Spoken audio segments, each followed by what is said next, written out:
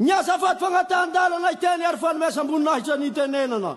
Ko valoham-pitenenana dia isarana ny voninahitra Jehova avy amin'ny fitoerany masina nanome izao andro lehibe izao. Ary ny tsingetevana lefa amin'ilay naserako asamakagna amin'iny koa sika.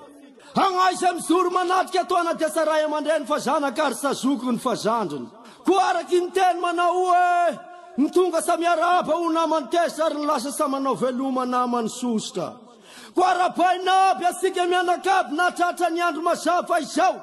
Ny ray aman-dreny loloavina tapony loha, ny zoko maleo malasana, ny zandro mahafakolanetana. Koa ngay sa ho lava resaka fa ny masoandro elangilany samoany dia lasa ny eo aloha.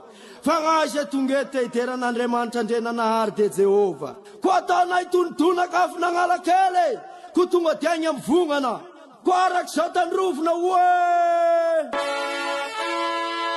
olomena fahefana naterako mpandesy izao onirany Jesosy re unampitafinana wandani olomena fahefana naterako mpandesy izao onirany Jesosy re unampitafinana wandani Asani Satana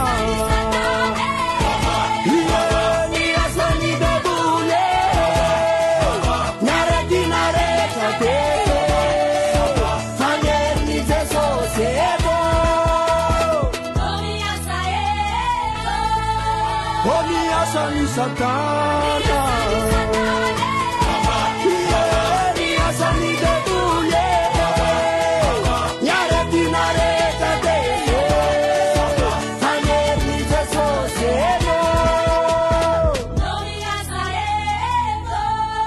Onumena faefana Ofana kapisuruno